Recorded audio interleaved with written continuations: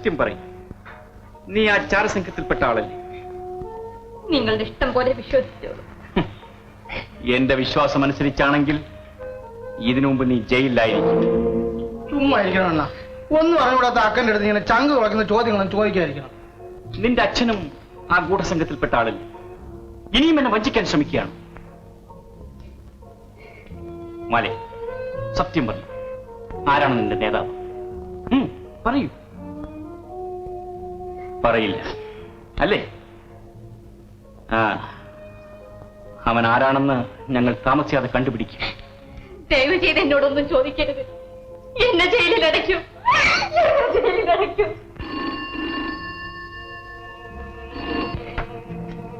Hello, may I speak to mister Jayachandran? Yes, speaking. ഞാൻ RK Raja. എന്ത് വേണം? അവസാനമായി നിങ്ങളോട് ചിലത് പറയണമെന്ന് ഞാൻ ആഗ്രഹിക്കുന്നു. ദയവ് ചെയ്ത് ഉടനെ ഒന്ന് ഇവിടം വരെ വരണം. ശരി, ഉടനെ വരാം. ഓ, താങ്ക് യു.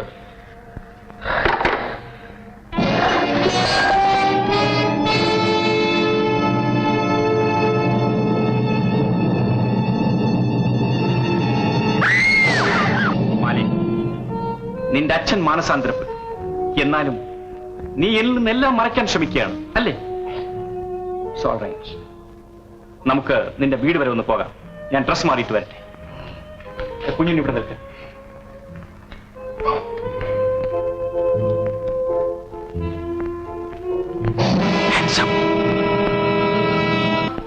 അക്കം കരയാണോ? അക്കം കരഞ്ഞ കുഞ്ഞുണ്ണിയും കരയും. പിന്നെ അണ്ണന്റെ മനസ്സ് മാറുമ്പം പഴയതുപോലെ ചക്കരവാക്കുകളൊക്കെ പറയും. അക്കന് വല്ല രഹസ്യം അറിയാമെങ്കിലേ അത് കുഞ്ഞുണ്ണി അടുത്ത് പറഞ്ഞാൽ മതി. അണ്ണൻ വരുമ്പോ ഞാൻ അണ്ണന്റെ അടുത്ത് പറഞ്ഞ് വഴക്കുകളൊക്കെ തീർത്താക്കി. പറയും. ഹലോ, കുഞ്ഞുണ്ണി തന്നെ. SS-154. ആരെ? നളിനിയോ? ഇല്ലല്ലോ, ഇല്ല, നള്ളി ഇവിടെ വന്നില്ലല്ലോ. നള്ളി വന്നില്ല. അങ്ങനെയൊക്കെ അണ്ണന്റെ അക്കന്റെയും വഴക്കുകളൊക്കെ തീർന്ന് രാജിയായോ? ഈ പെണ്ണെന്ന് പറഞ്ഞ അതൊരു വല്ലാത്ത സാധനം തന്നെ. ഇല്ലല്ലോ, നിങ്ങൾക്കല്ല, ഞാൻ ഇവിടെ സംസാരിച്ച്. അയ്യോ, പൈപ്പ് അടയ്ക്കാതെ പോയിരിക്കുന്നു. അയ്യോ, അണ്ണൻ ഇവിടെ കിടക്കുന്നു. പിന്നെ അക്കനോട് പോയതാരെ? അയ്യോ, അണ്ണനെ പോലെ വേഷം ഇട്ടു അക്കനെ വിട്ടു പോയി.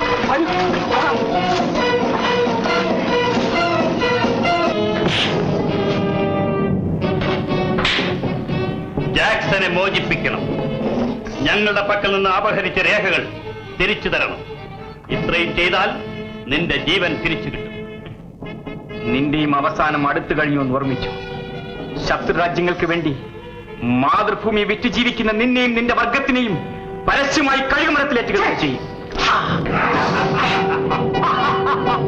നിർത്ത് ചന്ദ്ര, നീ സമർത്ഥനായ ഒരു യുവാവ്, ബുദ്ധിമാൻ. ഞങ്ങൾ പറയുന്നതനുസരിച്ചാൽ നിനക്ക് രക്ഷ, അല്ലെങ്കിൽ നിന്നെ ഇഞ്ചിഞ്ചായി കൊല്ലും. എന്തു പറയുന്നു? ശരി, പറയാം. അടുത്തു വരും.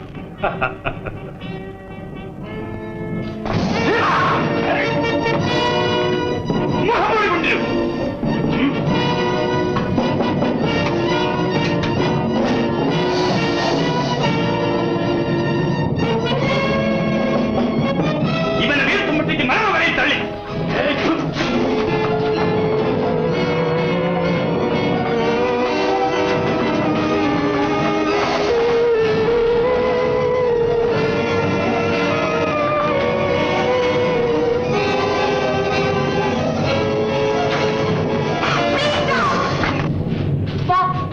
ചന്ദ്രനെ കൊല്ലുന്നത് കൊണ്ട് നമുക്ക് നഷ്ടപ്പെട്ടത് കിട്ടാൻ പോകുന്നില്ല.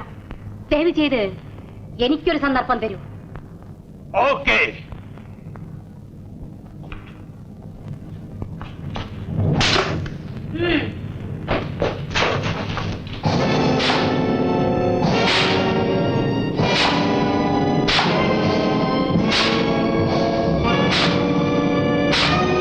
ജീവനിൽ കൊതിയുണ്ടെങ്കിൽ ബോസ് പറയുന്നത് പോലെ കേൾക്കൂ. ഇല്ല.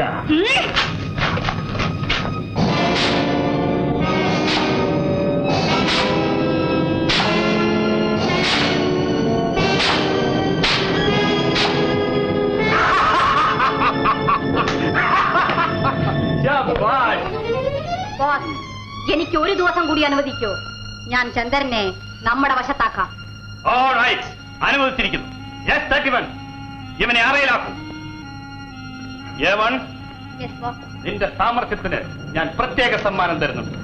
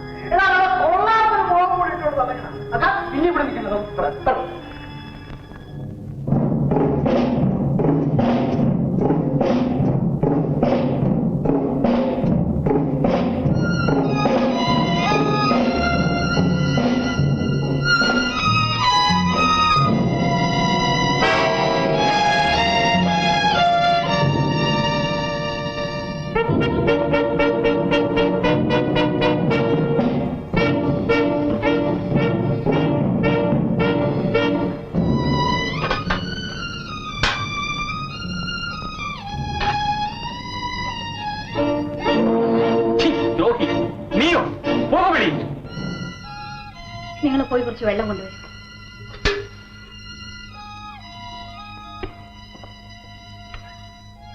എന്നെ കൊന്നേ നിനക്ക് തൃപ്തിയാവൂ അല്ലേ? എന്നെ എന്ത് വേണമെങ്കിലും ശകാരിച്ചുകൊള്ളു.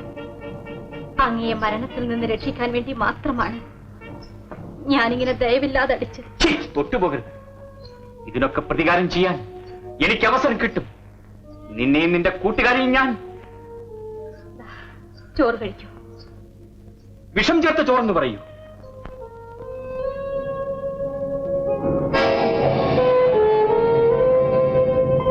ഇതാ വേഗം രക്ഷപ്പെട്ടുകൊള്ളു, അല്ലെങ്കിൽ ആപത്താണ്. ഇതും നിന്റെ വഞ്ചനയിലെ മറ്റൊരു രംഗമാണ്. ദൈവം സാക്ഷിയായി ഞാൻ സത്യം ചെയ്യുന്നു. എന്റെ സംഘത്തിന് വേണ്ടി അങ്ങയെ ഞാൻ പാട്ടിലാക്കാൻ വന്നവളാണെങ്കിലും അങ്ങയുടെ ജീവന് ഒരിക്കലും ആപത്തുണ്ടാകരുതെന്ന് ഞാൻ എപ്പോഴും ശ്രദ്ധിച്ചിരുന്നു. ഇപ്പോഴും അത് മാത്രമാണ് എന്റെ വിചാരം. ദയവ് ചെയ്ത് രക്ഷപ്പെട്ടുകൊള്ളൂ. ഇതെന്റെ കഴുത്തെറുക്കാനുള്ള മറ്റൊരടവല്ലേ? സത്യമായല്ല. അങ്ങ് രക്ഷപ്പെട്ടാൽ അതിൽ കൂടുതൽ മഹാഭാഗ്യം എനിക്കില്ല. ഇവിടെ നിന്ന് വെളിയിൽ പോകാൻ ഒരു രഹസ്യ മാർഗമുണ്ട്. അതെവിടെയെന്നോ എവിടെ ചെന്ന് അവസാനിക്കുമെന്നോ ബോസിനല്ലാതെ മറ്റാർക്കും അറിഞ്ഞുകൂടാ. ഇവിടെ വരുമ്പോഴും പോകുമ്പോഴും എല്ലാവരെയും കണ്ണു കെട്ടുകയാണ് പതിവ്. അതാ അയാൾ വെള്ളം കൊണ്ടുവരുന്നു.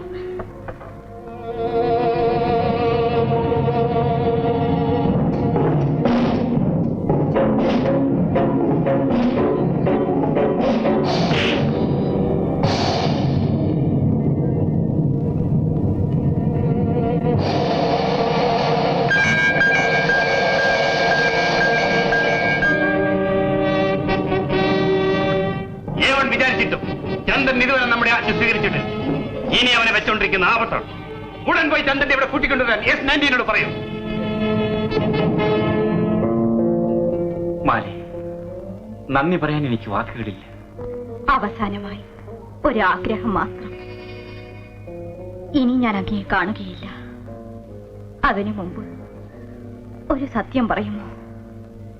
അങ്ങ് എന്നെ സ്നേഹിച്ചിരുന്നു.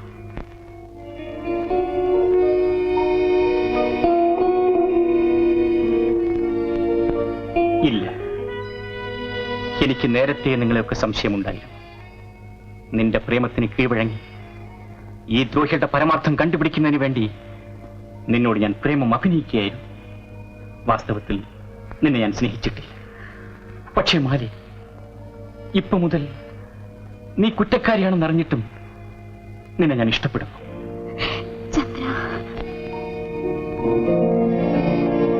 എന്നെ പോലെ പാവിയായ ഒരു പെണ്ണിന് ഇതിൽ കൂടുതൽ ആഗ്രഹങ്ങളൊന്നും ഈ ലോകത്തിലില്ല. എനിക്ക് തൃപ്തിയായി. അങ്ങ് പോകും. അങ്ങേ പോലുള്ളവർ ഈ നാട്ടിൽ നിന്ന് ആവശ്യമാണ്. ദൈവം അങ്ങേക്ക് സകല വിജയങ്ങളും നൽകട്ടെ. മാലേ, ഗുഡ് ബൈ.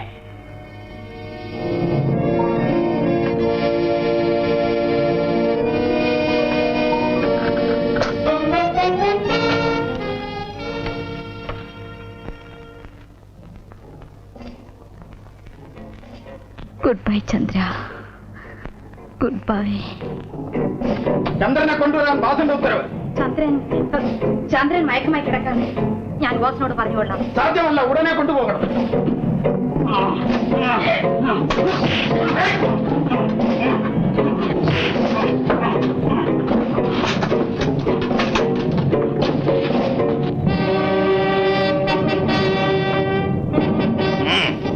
ഇവന്റെ മുഖം മൂടിയെടുക്കൂ.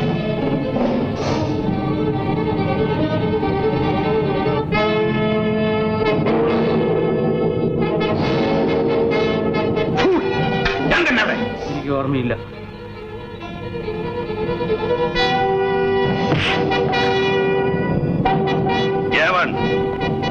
സത്യം പറയൂ, ചന്ദ്രൻ എവിടെ? എനിക്കറിഞ്ഞുകൂടാ. ഇവിടെ ആരെങ്കിലും പൂട്ടിൻ. ഒരുവനും രക്ഷപ്പെടാൻ അനുവദിക്കരുത്. സംശയം തോന്നുന്നവനെ ഉടൻ വെടിവെക്കൂ.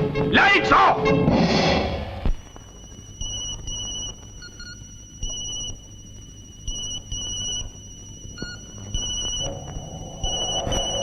ചന്ദ്രൻ എവിടെ? കണ്ടില്ല ബോസ്. Yes boss. ഇവിടെ എല്ലാം പോയി അന്വേഷിക്കൂ.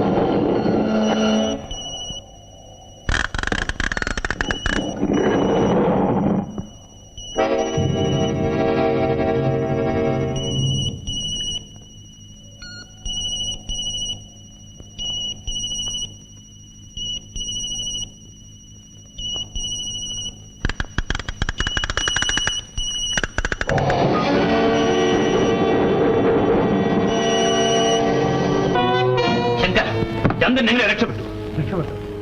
നമ്മുടെ കഴിവുകേടിന് മറ്റുള്ളവരെന്തിനെ കുറ്റപ്പെടുത്തുന്നു? ഏതായാലും ശരി, രണ്ടിലൊന്ന് ഉടനെ അറിയണം. ചന്ദ്രൻ നിങ്ങളുടെ സഹോദരനായാലും കൊള്ളാം, നമ്മുടെ പൊതുശത്രുവാണ്. ആരായാലും ശരി, എന്റെ അനുജനെ അപായപ്പെടുത്താൻ ഞാൻ ഒരിക്കലും അനുവദിക്കുകയില്ല. നിങ്ങൾക്ക് വേണ്ടിയാണ് ഞാൻ ഇത്ര കാലം ക്ഷമിച്ചത്. ചന്ദ്രനെ കൊല്ലാൻ പല സന്ദർഭങ്ങളും ഞങ്ങൾക്ക് കിട്ടി. പക്ഷേ അവന്റെ ജീവന് യാതൊരു തരത്തിലും ഹാനി വരാൻ പാടില്ല എന്ന് ഞങ്ങളുടെ ആളുകൾക്ക് ഞാൻ നിർദ്ദേശം നൽകിയിരുന്നു. അതുകൊണ്ടാണ് അവൻ ഇന്നും ജീവിക്കുന്നത്. അതെനിക്ക് പറയാം. നിങ്ങളുമായുള്ള എന്റെ ബന്ധത്തിന് എന്റെ അനിയന്റെ ജീവൻ ബലിയാകരുത്. നമ്മെ നശിപ്പിക്കണമെന്ന് മനഃപൂർവ്വം വിചാരിച്ച ശങ്കർ ചവിട്ടിയാൽ കടിക്കാത്ത പാമ്പില്ല. എനിക്ക് പറയാനുള്ളത് പറഞ്ഞു കേട്ടു. ഈ ഒരേ ഒരു കാരണത്തിന് നമ്മൾ തമ്മിൽ പിണങ്ങാൻ പാടില്ല. ഓക്കെ, നമ്മുടെ താമസം ഉടൻ തന്നെ ഇവിടെ നിന്ന് മാറ്റണം. ആശ്രമത്തിൽ പ്രവേശിക്കാൻ ആരെയും അനുവദിക്കരുത്. സ്വാമിജി തീർത്ഥാടനത്തിന് പോയിരിക്കണമെന്ന് എല്ലാവരോടും പറയണം. അതിനകം രക്ഷപ്പെടാനുള്ള മാർഗവും കണ്ടുപിടിക്കണം. പിന്നെ കാണാം.